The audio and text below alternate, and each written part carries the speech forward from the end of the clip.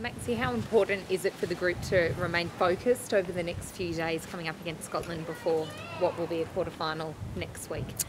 Yeah, obviously straight back into training now that the whole group's back assembled. It's nice to have a few days off. What is a very long tournament, so yes, back to business today. We've got I think some strength and some recovery today, so get back into that, and then looking forward to the game on Saturday. What'd you get up to? Go over and watch the match today? Is that the plan? No, I don't think so.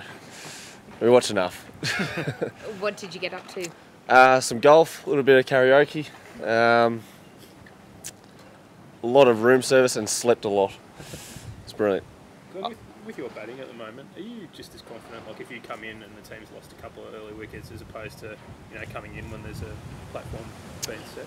I don't think it really changes too much. I've just been going out there and playing, trying to play the situation as well as I can. It's haven't really got much else to do there.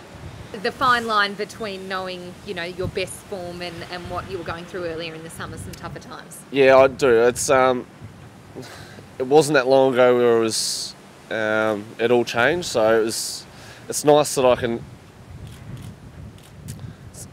ride the wave at the moment, but I know how quickly it can turn around, and I can go back to wondering where my next run's going to be. So it's about trying to keep that going as much as I can, and keep what I'm doing in training consistent as well. So hopefully that continues over the next couple of days. After that Pakistan series, I don't know, you might have thought it was a long time to get another test chance, or people didn't miss you after that. Do you feel now, because of what you're doing in the one day, is that you're at all closer to getting another red ball chance, even though you haven't had a chance to play Shield cricket? Yeah, I think the way that I thought I was going to have to get back into the test team was by playing really well during this World Cup, and obviously putting scores on the board, but bowling a lot of overs and taking wickets as well. So I still think I've got a fair bit of work to do to prove I'm ready to have another crack at test cricket again. But with not playing a lot of Shield cricket, there's you've just got to play as well as you can whenever you get the opportunity to play for Australia. Do you feel you've regained trust, though, I guess, from the public, and that after, for what you've done in the real crunch moments in the World Cup so far? I'm not too phased, to be honest. It doesn't really bother me. I think the trust that I have from my teammates is what I'm looking to gain, and I'm hopefully making big strides towards getting that. Do you take inspiration from Dave Warner and how he's been able to transform from a flamboyant one day and shorter form cricket batsman to being an absolutely explosive opener in Test cricket? I mean, there's no reason essentially why you can do much the same. Yeah, I think playing different positions, you can draw similarities there, but I think probably the guy I look up to probably the most in that respect is Steve Smith. I think the way he changed his game from coming into the team as a leg spinner feels like years ago, I think it was 2009, and to go back, change his game, mould his game into what's now one of Australia's best batters in the Test lineup, and one of the first picked, and it's a credit to him how hard he's worked to get to that stage, and he's probably someone I've been watched over the last 12 months and how he's turned it around, and hopefully I can do something similar this year. Is there anything in particular you put your change in form down to? Is it a mindset thing, or just a confidence thing, or a combination of things? Probably a lot of it comes down to a little bit of luck.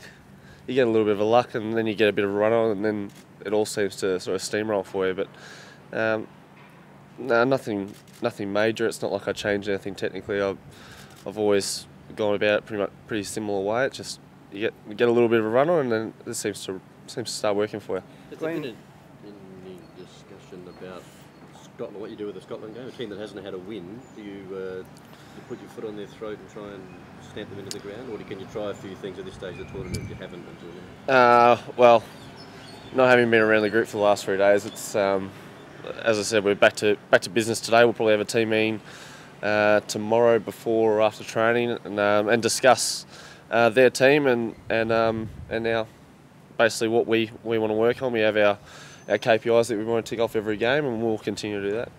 Glenn, in the English post-mortems, they're talking a lot about how other teams have brought T20 cricket into the one-day arena. Is that an accurate assessment of what's going on?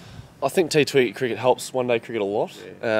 Helps you in the one-day game. That last 10, 15 overs is now the most important part of the whole game. I think you can do whatever you like in the first 30 to 35, but if you've got wickets in hand for the last 10, 15, you can score well over 12 and over and really set your game up like that. I think I was talking about it with a few of the other guys the other day. It seems that 2 for 150 or 3 for 150 off 30 overs is just a really generic score, and then depending on how good your middle order is, it depends if you get 350 or 260. Just on the T20, mate, your Stars teammate Cameron White's crossed over to the Renegades. Sad to see him go, crossover? Yeah, sad to see him go, but that's basically the way it works in professional cricket these days, especially in the Big Bash. Players are swapping all over the place, and yeah, it's sad to see him go, but obviously Melbourne Stars, don't think they offered him contracts, so it's not like we have anyone to blame. What if any talk in the camp has there been? I know you haven't been together a lot of time, but about the England elimination? I've really only been with Finchy and Marshy the last couple of days playing golf, so the only talk was about how well Bangladesh played, and they probably deserve the win. Last two, GC and Pete. I know mid-year you're supposed to be playing T20 in England. Do you think you're a realistic chance to instead be touring the Windies in England? And I guess how much is the lure to do that? I'd love to be touring the Windies, and I'd love to be touring England for the Ashes, but again, it just comes down to how well I'm performing and hopefully making runs for the rest of this World Cup, and hopefully in the IPL as well. I think that's going to be another thing for me to continue to make runs. Doesn't matter what format of the game. If you're making runs, it's your best form of currency. Just back on that T20 thing, in the IPL, is that a good learning place for the T20 cricket? Because England players say they're missing out because they're not playing IPL.